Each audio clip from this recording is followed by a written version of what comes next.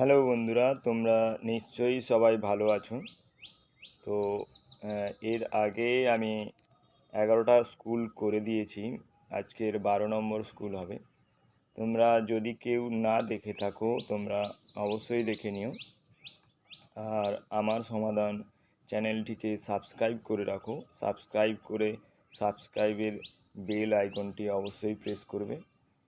এতে তোমাদের আমি যখন পরে নতুন ভিডিও দেব, পরে স্কুলগুলো দেব, তোমাদের কাছে নোটিফিকেশান পৌঁছে যাবে।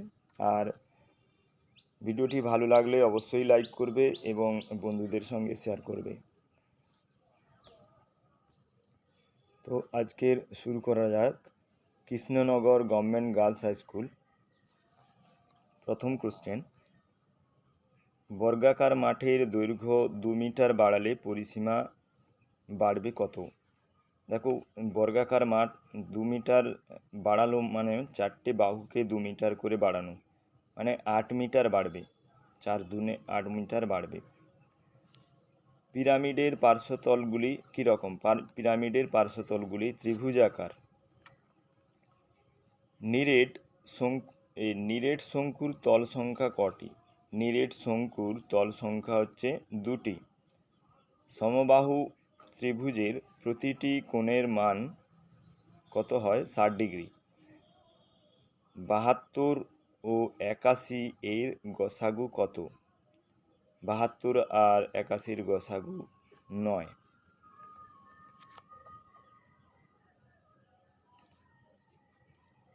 একটি ত্রিভুজের সর্বাধিক ড্যাশটি স্থূলকোণ। যে কোনো ত্রিভুজের সর্বাধিক কিন্তু একটি স্থূলকোণ থাকতে পারে, স্থূলকোণ একটির বেশি হয় না।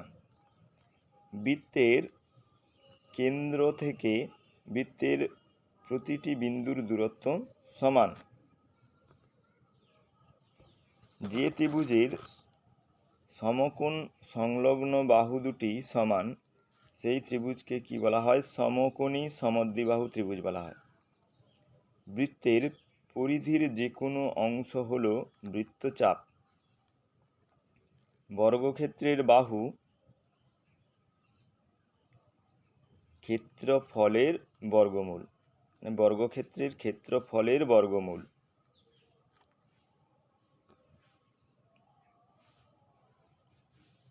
এরপর 3 দাগে দেখো, 16 এবং 25 সংখ্যা দুটি পরস্পর মৌলিক কিনা দেখাও। এটা দেখানোর জন্য আমি কি করেছি? 16কে উৎপাদক বিশ্লেষণ করেছি। 16কে উৎপাদক বিশ্লেষণ করলে উৎপাদকগুলি পেয়েছি, এবং 5কে উৎপাদক বিশ্লেষণ করলে পেয়েছি 5 পেয়েছি। এবার দেখো, 16 আর 25-এর মধ্যে কোনো এক ছাড়া কোনো আর সাধারণ উৎপাদক নেই। এক ছাড়া কোনো সাধারণ উৎপাদক নেই বা সাধারণ গুণনীয়ক নেই।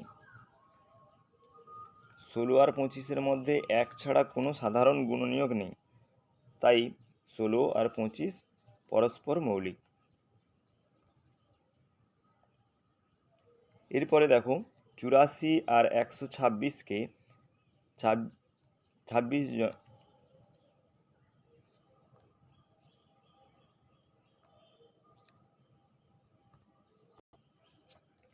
সর্বাধিক কতজনের মধ্যে 84টি লজেন্স এবং 126টি কমলালেবু সমান ভাগে ভাগ করে দিতে হবে? এটা করতে হলে তাহলে এটাকে লসাগু করতে হবে, ঠিক আছে? কয়েকটা। তো এটাকে 84 আর 126-কে গসাগু করতে হবে। 84 আর 126-কে গসাগু করলে দেখো 42 হচ্ছে। তাহলে 42 জনকেই সমান ভাগে ভাগ করে দেয়া যাবে। এরপরে গ দেখো, 36 এবং 54 দ্বারা বিভাজ্য ক্ষুদ্রতম সংখ্যাটি। তাহলে 36 আর 54 দ্বারা বিভাজ্য ক্ষুদ্রতম সংখ্যাটি বের করতে হলে 36 আর 54-কে লসাগু করতে হবে।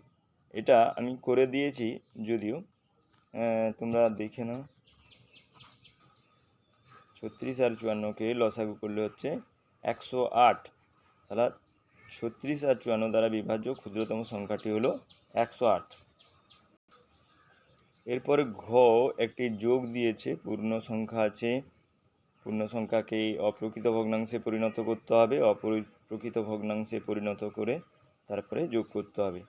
এটা তোমরা এর আগে অনেকবার করেছো, তো এটা করতে কোনো অসুবিধে হবে না। একটি আয়তক্ষেত্রের পরিসীমা 200 মিটার এবং দৈর্ঘ্য 70 মিটার হলে ক্ষেত্রফল কত হবে? তো আয়তক্ষেত্রের প্রস্থ সমান পরিসীমা ভাজিতক 2 বিযুক্ত দৈর্ঘ্য। তো এটা করলে কি হচ্ছে, দেখো 200/2 100 হচ্ছে, 70 বাদ দিলে 30 মিটার। তাহলে এবার এটার ক্ষেত্রফল বের করতে বলেছে। ক্ষেত্রফল সমান কি হবে, দৈর্ঘ্য গুণিতক প্রস্থ, মানে 2100 বর্গ মিটার। এরপরে দেখো একটা কমন কোশ্চেন, এটা প্রায় আমি এই কোশ্চেনটা দেখতে পাচ্ছি। 1 ডজন ডিমের দাম 48 টাকা হলে 20টি ডিমের দাম কত? তাহলে 48/12 ইন্টু 20 হবে, তাহলে 80 টাকা। এরপরে একটি বর্গক্ষেত্রের ক্ষেত্রফল 361 বর্গ সেন্টিমিটার, এর একটি বাহুর দৈর্ঘ্য কত হবে? তাহলে 361কে বর্গমূল করতে হবে। তো বর্গমূল করতে কি করতে হবে? তো বর্গমূল করতে উৎপাদক বিশ্লেষণ করতে হবে। উৎপাদক 19 দিয়ে ভাগ যাবে, 19 হবে, 19 গুণিতক 19, তাহলে বর্গমূল হচ্ছে 19 সেন্টিমিটার। ঠিক আছে, তাহলে একটি বাহুর দৈর্ঘ্য হবে 19 সেন্টিমিটার। দেখো, প্যারেড করার জন্য ছাত্রছাত্রীদের বর্গাকারে সাজানো হলো। একটি সারিতে 15 জন ছাত্রী দাঁড়িয়েছে, মোট ছাত্রী সংখ্যা নির্ণয় করো। এই অঙ্কটা আগেও পেয়েছি। তো একটি সারিতে যদি 15 জন দাঁড়ায় এবং বর্গাকারে যদি সাজাতে হয়, তাহলে 15টা সারি হবে, তাহলে মোট ছাত্রী সংখ্যা হবে 15 গুণিতক 15। এটা সহজ, তোমরা নিজেরা করে নেবে। এরপর আছে একটি সরল আছে, সরলটা দেখো। সরলটিতে দেখো ভাগ এবং গুণ আছে, কোনো যোগ বিয়োগ নেই। তো যখন ভাগ এবং গুণ থাকবে তখন প্রথম থেকে করে যাবে, প্রথমে যেটা থাকবে সেটাই করবে, তারপরে যেটা থাকবে সেটাই করে যাবে। দেখো 16কে 4 দিয়ে ভাগ করলে 2 হবে, তারপরে 4কে 2 দিয়ে গুণ করলে 8 হবে, 8কে 4 দিয়ে ভাগ করলে 2 হবে, 2কে 3 দিয়ে গুণ করলে 6 হবে। ঠিক আছে, এরপর একটি দশমিক ভগ্নাংশ দেওয়া আছে, সেটাকে অপ্রকৃত ভগ্নাংশে পরিণত করতে হবে বা প্রকৃত ভগ্নাংশে। এটা দশমিক ভগ্নাংশে এটা কত হয়, 225/100 হবে। 225 লিখে দিলাম, তারপরে দশমিকের জন্য 1, তারপর দুটি অঙ্কের জন্য দুটো শূন্য। তো এটা কাটাকাটি করলে কত হচ্ছে, 9-এর 4। তো সামান্য ভগ্নাংশের লঘিষ্ঠ আকার হচ্ছে 9-এর 4। তাহলে অপ্রকৃত ভগ্নাংশ হলে কি লিখব? অপ্রকৃত ভগ্নাংশ হচ্ছে 225/100। ঠিক আছে, আর সামান্য ভগ্নাংশ হচ্ছে 9-এর 4। আর মিশ্র ভগ্নাংশ এটাকে করলে কী হবে, 4 দুনে 8 হবে এবং বাকি থাকছে 1-এর 4। আচ্ছা, তারপরে পিরামিডের ধরন কি? ভূমি ত্রিভুজাকার। একটি পিরামিডের ভূমি ত্রিভুজাকার, তাহলে তার তল সংখ্যা কত হবে? 4 হবে। আচ্ছা, পিরামিড দিয়ে আমি একটি ভিডিও অলরেডি দিয়ে দিয়েছি, তোমরা যদি এখানে কোনো কিছু বুঝতে না পারো ওখান থেকে দেখে নেবে। পিরামিড নিয়ে সব কিছু আমি ওখানে বলে দিয়েছি। ঠিক আছে, তল সংখ্যা কটা হবে? 4টে হবে। ধার সংখ্যা 6টা হবে। শীর্ষবিন্দু সংখ্যা 4টি হবে। আর তলের প্রকৃতি কী হবে? তলের ধরন কী হবে? সমতল হবে। এবার ভূমি চতুর্ভুজ হলে কী হবে?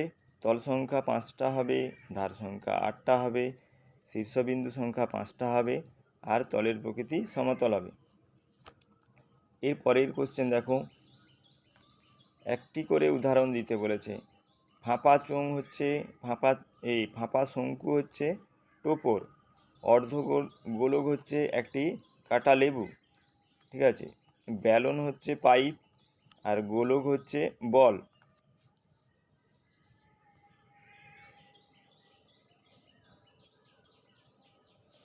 এরপর 4-এর দাগে ক দেখো, 40 জন লোকের 190 দিনের খাবার মজুদ ছিল।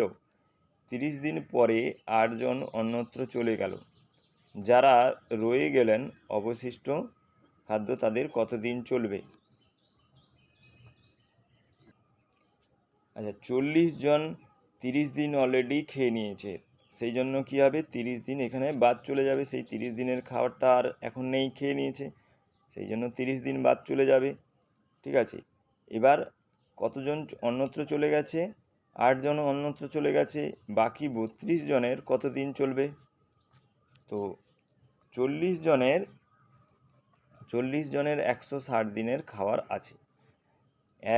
একজনের কত দিনের থাকবে? একজন বেশি দিন ধরে খাবে, সেই জন্য এটা গুণ হবে, তারপরে 32 ভাগ হবে। দেখো, এটা কাটাকাটি করলে হচ্ছে 200 জন। তো ভাষা কি লিখব? যারা রয়ে গেছে অবশিষ্ট খাদ্য তাদের 200 দিন চলবে। এরপর 4 খ, মুর্শিদ বাসে চেপে মামার বাড়ি যাচ্ছে। যদি বাসের গতিবেগ ঘন্টায় 40 কিলোমিটার হয় তবে 3 ঘন্টায় পৌঁছায়, কিন্তু বাসের গতিবেগ যদি ঘন্টায় 60 কিলোমিটার গতিবেগে চলে তার কত সময় লাগবে? দেখো, এটা করতে হলে কী হবে, গতিবেগ আর সময়। গতিবেগ কি? কিলোমিটার প্রতি ঘন্টা। প্রথমে 40 কিলোমিটার প্রতি ঘন্টায় তার 3 ঘন্টা সময় লেগেছে, এখন 60 কিলোমিটার প্রতি ঘন্টায় তার কত সময় লাগবে? দেখো, 40 কিলোমিটার প্রতি ঘন্টা বেগে গেলে সময় লাগে 3 ঘন্টা। তো 1 কিলোমিটার প্রতি ঘন্টা বেগে গেলে সময় লাগে তার বেশি লাগবে। 40 কিলোমিটার বেগে যাচ্ছে, আবার এখন 1 কিলোমিটার বেগে যাচ্ছে, তার মানে বেশি সময় লাগবে, সেই জন্য সেটা গুণ হয়েছে। আর 60 কিলোমিটার বেগে গেলে কম হবে, তাই 60টা ভাগ হয়েছে। তো এটা কাটাকাটি করলে হচ্ছে 2 ঘন্টা। তো 2 ঘন্টায় সে পৌঁছবে যদি 60 কিলোমিটার গতিবেগে যায়। এরপর গ দেখো, বাড়ির চৌবাচ্চায় 10.251 লিটার জল আছে। তুমি আরও 2টি বালতি জল ঢাললে, প্রতি বালতিতে 8.151 লিটার জল ধরে। এখন চৌবাচ্চায় কত লিটার জল হলো? আচ্ছা, এ যে দশমিকের গুণ জানো না, 8.151কে 2 দিয়ে গুণ করে এটা করলেও হবে, এবং 8.151 যুক্ত 8.151 মানে বালতিতে এটা ধরে, দুবার ঢেলেছে, সেই জন্য আমি দুবার যোগ করেছি। আর যে গুণ জানো, 8.151কে 2 দিয়ে গুণ করবে, যেটা বেরোবে সেটার সঙ্গে 10.251 যোগ করবে। আর যে জানো না সে 8.151 যুক্ত 8.151 করলে অঙ্কটা করতে পারবে। দেখো, এখানে দশমিকের যোগ। এখন চৌবাচ্চায় 26.553 লিটার জল হলো। রমা 2 ঝুড়ি আম বিক্রি করার জন্য বাজারে গেছে। প্রথম ঝুড়িতে 15.825 কিগ্রা, দ্বিতীয় ঝুড়িতে 18.387 কিগ্রা আম আছে। দিনের শেষে দেখলো প্রথম ঝুড়িতে 0.975 কিগ্রা ও দ্বিতীয় ঝুড়িতে 5.111 কিগ্রা আম পড়ে আছে। সে মোট কত কিগ্রা আম বিক্রি করলো?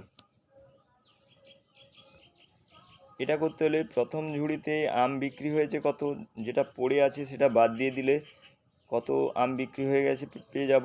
দ্বিতীয় ঝুড়িতে যেটা পড়ে আছে সেটা বাদ দিলে তাহলে কত আম বিক্রি হয়েছে সেটা পাবো। এবার মোট বিক্রি হয়েছে, দুটোকে যোগ করে, দুটো বিয়োগফলকে যোগ করে দিলে মোট বিক্রি হয়ে গেছে কত পাবো। এরপর দেখো, 4 সেমি ব্যাসার্ধের একটি বৃত্ত অঙ্কন করো। বৃত্তের প্রতিটি অংশ যেগুলো দেওয়া আছে, জ্যা, ব্যাস, ব্যাসার্ধ, কেন্দ্র চিহ্নিত করো। আচ্ছা, এখানে 4 সেমি ব্যাসার্ধ বলে দিয়েছে। আগে এই বৃত্ত যখন আঁকতে বলবে তখন তোমরা ভালো করে দেখবে সেটা ব্যাসার্ধ আছে না ব্যাস আছে। তো এটা ব্যাসার্ধ বলে দিয়েছে, তো এটার হাফ করার কোনো প্রয়োজন নেই। সেই জন্য এই মাপটা নিয়ে পেন্সিল কম্পাস, এখানে একটা কেন্দ্র আঁকবে, কেন্দ্রে পেন্সিল কম্পাসের কাঁটা বসিয়ে এই 4 সেমি মাপ নিয়ে এটাকে ঘোরাবে, ঠিক আছে, চারিদিকে একবার ঘোরাবে। তো তোমরা এগুলো পেন্সিল দিয়ে করবে, আমি এখানে পেন দিয়ে করেছি, তোমরা পেন্সিল দিয়ে করবে। তো দেখো এটা কেন্দ্র, মানে তুমি যে পয়েন্টটায় কাঁটা কম্পাসটা পেন্সিল কম্পাসটা বসিয়েছিলে সেটা হচ্ছে কেন্দ্র। আর এই কেন্দ্র থেকে পরিধি পর্যন্ত একটা লাইন টানলে এটা হবে ব্যাসার্ধ। আর কেন্দ্র দিয়ে যদি একদিক থেকে অন্য দিকে টানো সেটা হবে ব্যাস। আর যে বৃত্তের যে কোনো দুটি পরিধির ওপর যে কোনো দুটি বিন্দু যোগ করলে সেটা জ্যা তৈরি হবে, ঠিক আছে। এবার দেখো ত্রিভুজ আঁকার শর্তটি লেখো, একটি সমদ্বিবাহু ত্রিভুজ অঙ্কন করো। ত্রিভুজ আঁকার শর্ত দেখো, ত্রিভুজের যে কোনো দুটি বাহুর দৈর্ঘ্যের যোগফল অন্য একটি বাহুর দৈর্ঘ্য অপেক্ষা বেশি হতে হবে। এটা হচ্ছে ত্রিভুজ আঁকার প্রধান শর্ত। এরপর দেখো সমদ্বিবাহু ত্রিভুজ, তোমরা যে কোনো একটা মাপ নেবে, মাপ নিয়ে এখানে আমি এই সমদ্বিবাহু ত্রিভুজও আঁকা আগেই কোশ্চেনগুলোতে আমি একটি ভিডিও করে দেখিয়েছি, ঠিক আছে। তোমরা এখানে পেন্সিল কম্পাস বসাবে, একটা যে কোনো একটা মাপের বাহু তৈরি করবে, বাহু তৈরি করে এখানে পেন্সিল কম্পাস বসাবে। এই বাহুটার চেয়ে বড় বা ছোট মাপ নিয়ে এখানে চাপ কাটবে, আবার এখানে বসিয়ে এখানে চাপ কাটবে। এই ক্রস পয়েন্ট থেকে যোগ করে দিলে এটা সমদ্বিবাহু ত্রিভুজ হয়ে যাবে। একটি সমকোণী ত্রিভুজ অঙ্কন করো, ওই ত্রিভুজের একটি কোণের মান 50 ডিগ্রি হলে বাকি কোণ দুটির মান নির্ণয় করো। তো একটি সমকোণী ত্রিভুজ আঁকতে হবে, তোমরা চাঁদার সাহায্যে এটা 90 ডিগ্রি আঁকবে। 90 ডিগ্রি আঁকার পর এখানে একটি কোণ 50 ডিগ্রি বলে দিয়েছে, তাহলে এখানে আবার চাঁদা বসাবে, এখানে চাঁদা বসিয়ে এটা 50 ডিগ্রি করবে, ঠিক আছে। 50 ডিগ্রি করলে এরপরে কি বলেছে, সমকোণী ত্রিভুজের একটি কোণ 50, বাকি দুটি কোণের মান কি হবে। তো সমকোণী ত্রিভুজ মানে তার একটি কোণ 90 ডিগ্রি অবশ্যই হতে হবে। তো একটি কোণ 90 ডিগ্রি হয়ে গেল। এবার আমরা কি জানি, ত্রিভুজের তিনটি কোণের সমষ্টি হচ্ছে 180 ডিগ্রি। তো আর একটি কোণ সমান কি পাবো, তাহলে 180 ডিগ্রি থেকে 90 + 50 বাদ দিলে আমি পেয়ে যাব। তো 180 থেকে 90 + 50 বাদ দিলে 180 থেকে 140 বাদ দিলে এটা 40 ডিগ্রি হবে, ঠিক আছে। আশা করি তোমাদের ভিডিওটি ভালো লেগেছে। ভিডিওটি ভালো লাগলে অবশ্যই লাইক করবে এবং বন্ধুদের সঙ্গে শেয়ার করবে। আর এই চ্যানেলে যারা নতুন আছো, আমার সমাধান মাই সলিউশন, এই চ্যানেলে যারা নতুন আছো চ্যানেলটিকে অবশ্যই সাবস্ক্রাইব করবে। সাবস্ক্রাইব করে সাবস্ক্রাইবের এই বেল আইকনটি অবশ্যই প্রেস করবে। প্রেস করলে তোমাদের কাছে এরপরে স্কুলগুলোর নোটিফিকেশান পৌঁছে যাবে। তো আজকের ভিডিওটি দেখার জন্য ধন্যবাদ।